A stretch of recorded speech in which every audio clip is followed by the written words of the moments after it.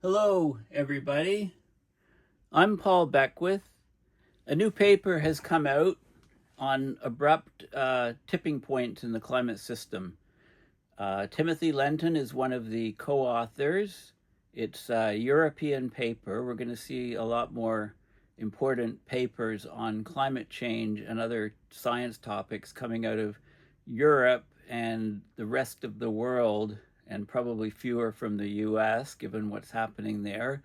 Anyway, this paper just came out in the last few days, and it's called High Probability of Tipping Climate.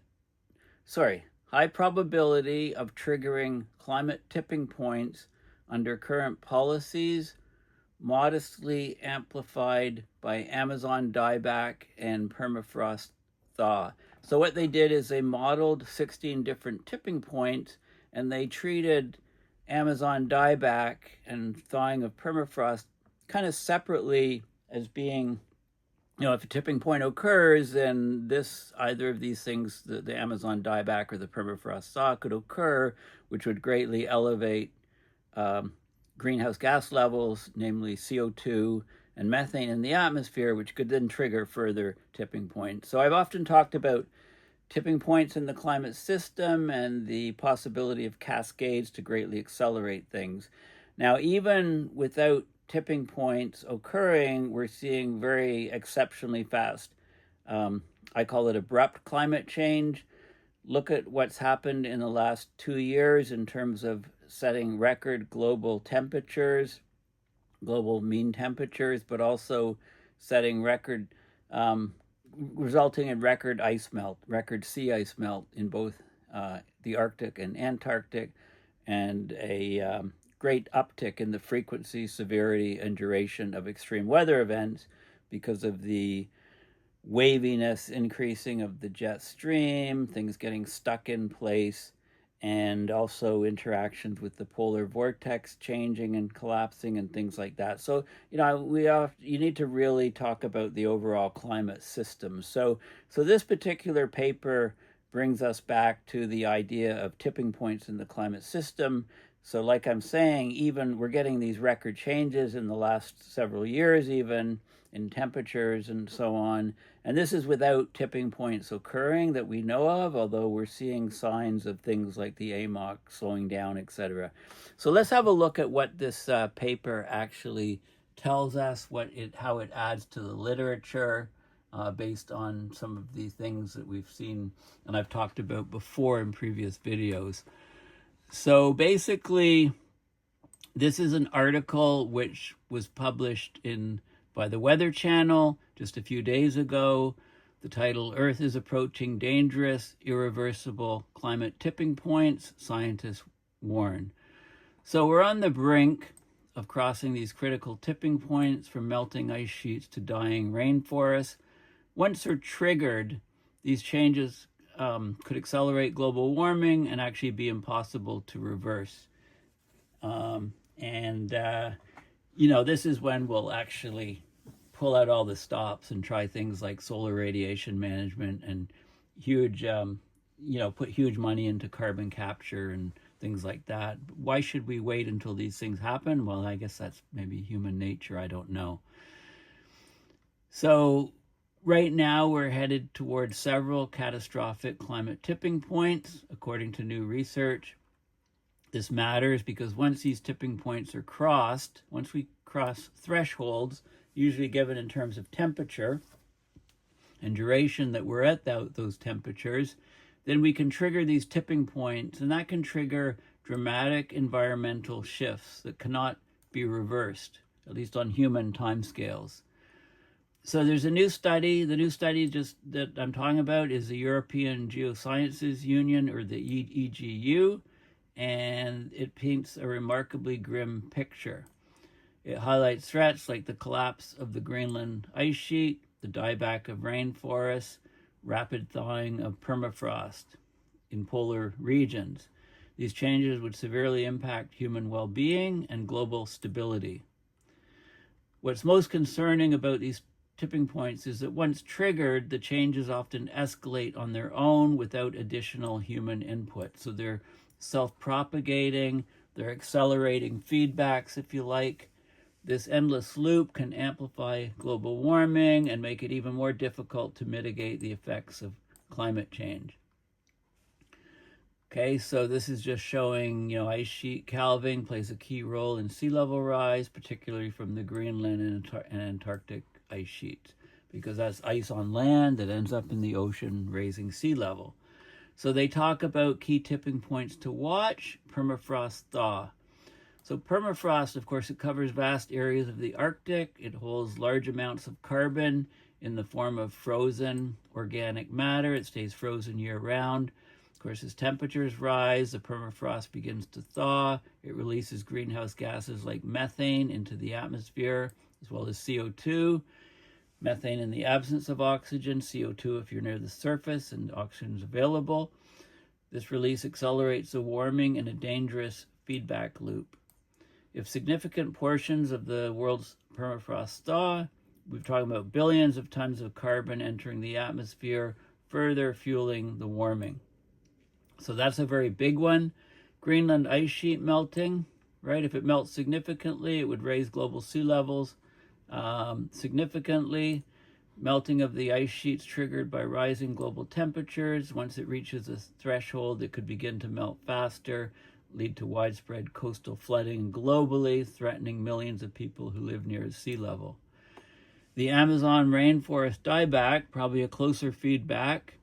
The Amazon rainforest is often referred to as the lungs of the earth. It plays a vital role in absorbing carbon dioxide, but with more and more deforestation and climate change heating up that region, pushing it into droughts, we're pushing the Amazon towards a tipping point.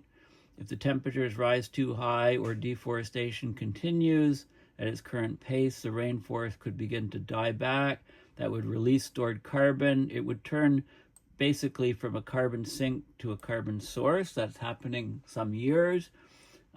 Basically turning the rainforest, the lush rainforest, into a savanna or grasslands, sequestering much less carbon.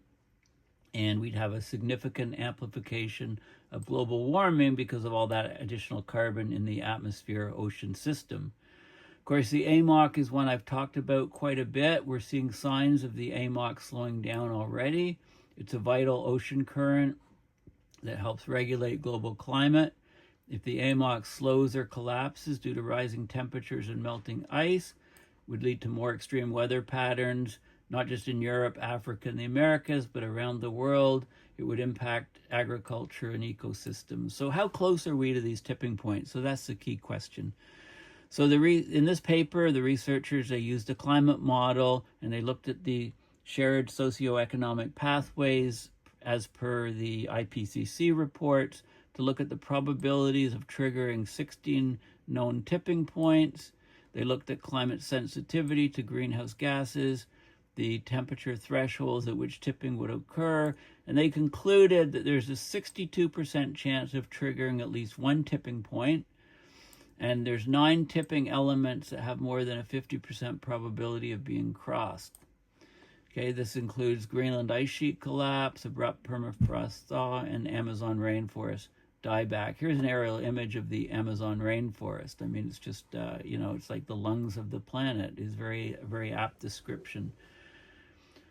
They look at the different models, the shared socioeconomic pathways, the SSPs, and they basically, if we stick to the low ones, if we cut our emissions, we lower the chances of triggering a tipping point by roughly half.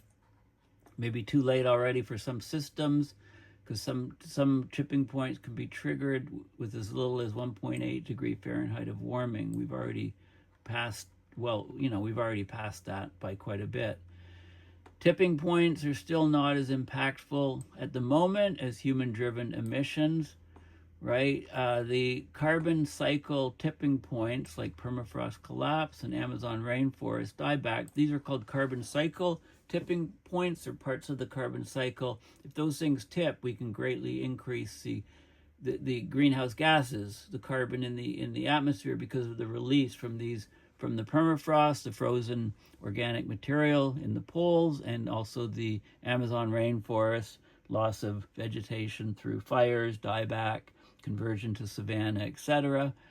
That would increase warming, but those warming effects are relatively small compared to human-driven emissions, which are still accelerating upwards.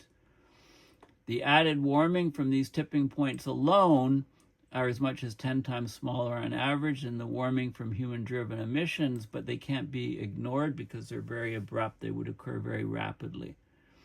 So we need to, here's the typical line at the end of all of these articles. A swift move to reduce greenhouse gas emissions could mitigate the risk of triggering these climate tipping points. The closer we get to the tipping points, the harder it will be to reverse the effects. While these carbon tipping points, specifically permafrost and Amazon rainforest alone, won't cause runaway warming, they amplify our risk because of other cascading tipping points occurring. Okay, so this was published a few days ago by the Weather Channel. I checked one more, earth.com, and they talked about the same sort of thing here. Climate tipping points, how close are we to irreversible change? And they gave a bit more information about the paper and the thresholds and different simulations that they did, right? They ran tens of thousands of Monte Carlo simulations.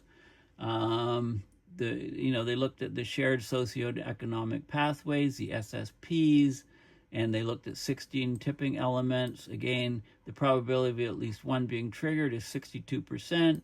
9 of the elements exceeded 50% individually. And they also gave the link to the study. They gave some quotes from Tim Lenton, etc. The study's published in the journal Earth System Dynamics, and this is a link to the actual study, which is open source, which is right here, which I'll get to without further ado. Okay, so this is kind of the latest latest paper just out, just published April 23rd, 2025 online. So it's by Lenton at the University of Exeter, Global Systems Institute, and 2 other authors who are in basically Germany. 2 other authors at 3 different institutes in Germany.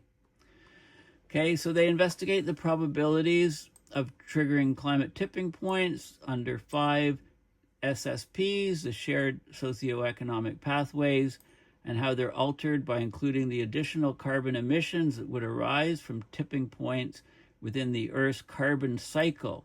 Okay, so those are the tipping points of the permafrost and of the Amazon rainforest specifically. The crossing of a climate tipping point at a threshold level of global mean surface temperature, threshold temperature, it would commit the affected subsystem of the Earth to abrupt and largely irreversible changes with negative impacts on human well-being. But it becomes unclear which tipping points would be triggered under the different SSPs. There's uncertainties in climate sensitivity. Of course, Hansen's numbers are always much larger than the IPCC numbers, but they use the IPCC numbers here. So take this with a grain of salt, this study. So there's uncertainties in the climate sensitivity to anthropogenic greenhouse gas emissions, threshold temperatures for the tipping points, timescales. How long do we have to be above those threshold temperatures for the tipping point to occur? How would the Earth system respond? How would the Earth carbon cycle respond? So they derived probabilities of triggering for 16 previously identified climate tipping points. They used a reduced complexity climate model so they could run these things in a decent amount of time, called FAIR, finite amplitude impulse response. So impulse response, so you hit at the system with a finite amplitude impulse, and you look at how it responds. And they looked specifically, they treated the Amazon rainforest and permafrost as the 2 major tipping points within the Earth's carbon cycle. So they looked at those specifically because if those were tipping, they would accelerate the greenhouse gas levels and the warming. They used Monte Carlo sort of approaches, statistical approaches. get these large model ensembles and do these runs. They found that the carbon tipping points increase the risk for high temperature pathways, but on average their warming effect remains small. Okay, an order of magnitude lower than the medium anthropogenic warming for all SSPs. So low probabilities to trigger other tipping points. They found that so they looked at the percentage increase of the tipping points. The net result was their most conservative estimate of triggering probabilities average over all tipping points is 62% under this SSP 2 to 4.5. 9 tipping points have a more than 50% probability of getting triggered. So let's have a look at the data. So they give an introduction, like they give some background on Lenton, refer to his original papers, like Lenton et al. 2008 paper, very famous paper. The term tipping point is commonly used to describe a critical threshold in the forcing of a system at which small additional forcings lead to significant and long-term changes of the entire system. So it's like the system's going along and suddenly it lurches into a different state. It tips over into a different state. You're in your canoe, you're going along, you tip it, it rights itself, you tip it a bit more, the oscillations really slow down, you're right on the edge, and then you go over and you tip. I mean, the canoe analogy is still perfect, I think. The debate about tipping points in the climate system, referred to as climate tipping points, has intensified over the past 20 years. Increasing numbers of Earth system components have been identified which could exhibit this tipping behavior. And these Earth system components are referred to as tipping elements of the climate system. They can occur in the biosphere, the cryosphere, the ocean, atmospheric circulation systems. And the global mean surface temperature, GMST, relative to pre-industrial levels, and they probably define that as 1880 to 1920 or 1860 to 1900, that sort of thing again. That's a metric that they use. So we can associate a threshold temperature with tipping, and some are as low as 1 degree Celsius. So there's been, in recent literature synthesis or analysis or review, there were 16 tipping elements identified. Other people have identified a lot more than 16. And also, so let's look at the data. I mean, okay, so this is, let's look at this is the key, the key graphic, if you like, the key illustration. It shows the 16 tipping points that they talk about. Blue is the cryosphere.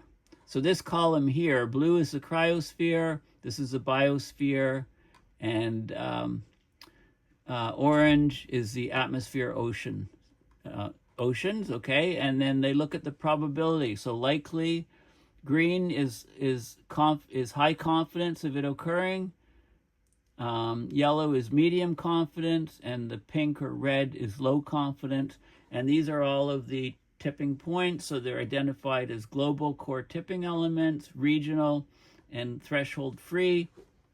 So we've got permafrost, there's symbols to identify each of these tipping points, and this is the permafrost, the boreal permafrost collapse. So temperatures and the minimum temperature, the maximum, and the estimated temperature threshold. Okay, so this gives you kind of the error bars on it. So this is given for each tipping point, the time scale in years, minimum, maximum, the estimated time period, and the maximum impact in terms of carbon release to the system in gigatons of carbon release. So you can see the boreal permafrost collapse, Greenland ice sheet collapse, West Antarctic ice sheet collapse, East Antarctic ice sheet, East Antarctic subglacial basin, a portion of the East Antarctic ice sheet, Arctic winter sea ice collapse. We're seeing this already occurring, right? Sea ice collapsing at both poles, Amazon rainforest dieback. So that's like it could happen at 2 Celsius. Could happen, and that's the minimum, 2 to 6 Celsius with a mean estimate of 3.5. but it could take 50 years to happen is the estimate. And the amount of carbon release with a partial Amazon rainforest dieback and a full collapse. The AMOC, as low as 1.4. We've already passed that collapse. 15-year time scale. This one I'd say is one of the most concerning. The Labrador Erminger Seas convection collapse, which could then lead into an AMOC collapse. And this is permafrost, boreal permafrost abrupt thaw. And this is a so abrupt thaw at lower thresholds could occur. This is a total collapse of the permafrost. This is partial then. Brink sea ice, mountain glaciers, coral reefs already happening. In time scale estimated 10 years, the whole thing could collapse. Sahel and West African monsoon, greening, the boreal forest dieback. Okay, so the boreal forest southern dieback at the southern fringes, but the boreal forest moves further and further to the pole, so it expands into the tundra. So the boreal forest northern expansion can somewhat compensate on a carbon basis for the southern dieback, but it looks like not. It looks like the southern dieback would be much larger than the northern expansion, and it would take time. You have to form the soils and stuff for the forest to grow into regions that are currently permafrost, and then the boreal permafrost gradual thaw would be at lower temperatures. Okay, so there's all of these different categories of tipping elements with our best. So this is state of the art, what we think today, what mainstream science thinks today, basically. So you can, you can look at these numbers and say, so these numbers are very useful because even though they could be way off with the ballparks, at least they try to show all of the different possibilities and try to weigh the risk from one tipping element to another and so on. So even though the numbers you can contest individual numbers and timeframes, etc., this is a good overview of all of the tipping points that they're thinking about and the different risks associated with them all. And you could move all of these numbers up as climate change accelerates, basically. And you could move all these numbers down, as we see more and more disruption of these different systems as we increase global temperatures. And then they do the analysis and statistics, and you can see these sigmoid curves. This is gigatons of carbon released from looking at the Amazon collapse under an SSP. They have, these are all of the different tipping elements, and the time is 0, or the temperature is 0 to 10 Celsius, the cumulative probability of the tipping occurring. And you can see like permafrost, abrupt transition. You can see, the temperatures at which we can get a tipping occurring. But there are all these curves where you get, you get very small change and you get an abrupt transition, and then you're in a different state. So you can see all of these things kind of exhibit tipping behavior. Some of them are a bit slower over time. This would happen over a larger temperature range. It would start happening and continue. But a lot of them are, like these ones here, are extremely sharp rises. So you can see how they've calculated the probabilities for all of these different elements to relate them all, and then they generate these curves here. I look at this and I say, yeah, 2200, 2400, right? The way climate change is going, are those realistic? Again, it gives us information, and you can say, okay, the 2400 is really 2100, for example, right? I mean, the time scales are all relative. It's the numbers they've come up with. And then this is kind of interesting. This shows the probability. Okay, so these are all the tipping elements, the 16 tipping elements. These are what they look at: equilibrium values, instantaneous, and the instantaneous plus carbon tipping element occurs to add to it. And they look at the different scenarios. So this is 5 SSP 5 to 8.5. Everything pretty much tips. This is probability of triggering. All of them are extremely high to be tipped. with this type of very high emission scenario. And then they look at a lower emission scenario, 2 to 4.5, and this is what they quote. I think you can count 9 of them exceeding 50%. 1, 2, 3, 4, 5, 6, 7, 8, 9 exceeding 50%, and then the mean is 62%, which they quoted at the beginning of the paper. This is lower emission scenarios, 1 to 2.6 scenarios. Fewer of them trigger, probabilities are lower, and this is the lowest emission scenario. So there is danger of some of them tipping even with the lowest possible scenarios. We're nowhere near that in today's world. We're going to much, much higher scenarios. So, they go and they analyze all of this data. So they try to create a model framework to explore the probabilities of triggering these climate tipping elements, how they're amplified by carbon emissions from the carbon tipping element under 5 SSPs. They show that the additional carbon emissions from carbon tipping elements increase the risk for the high temperature pathways, but it's not huge, right? The human emissions, anthropogenic emissions, is increasing greenhouse gases, and that risk is still much larger than the additional carbon emissions from the tipping elements, is what they're showing. So they say that, despite this, it's clear that current policies steering toward a pathway comparable to SSP 2 to 4.5, and they quote Climate Action Tracker 2022, UN Environmental Program 2022, some papers, are highly unsafe with regard to climate tipping points. The triggering of multiple tipping elements is likely under SSP 2 to 4.5 with a 64% probability of instantaneous triggering on average over all 16 tipping elements. Carbon increases the number by 3 percentage points. Nine of the scenarios are over 50%. Okay, so basically, and then they give the line, to avoid the risk of triggering these things, to reduce the risk, we need rapid action. Even with rapid action, we do have a risk of going over some of these tipping points, crossing thresholds. And then they talk about, how long are you over the threshold, right, before tipping occurs, and so on. So again, these are the key curves here. These are the key curves here. This is a low emission scenario. You can still cross some of these tipping points. This is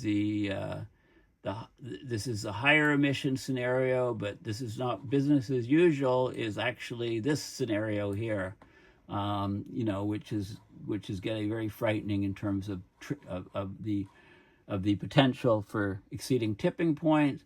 And if emissions continue to accelerate and temperatures continue to accelerate, then it's just basically a matter of time before all these systems tip on the planet. So, climate change, this is a good reminder. I mean, climate change is highly nonlinear, and we're basically playing with fire by carrying on our business as usual. So it's a very, very important paper.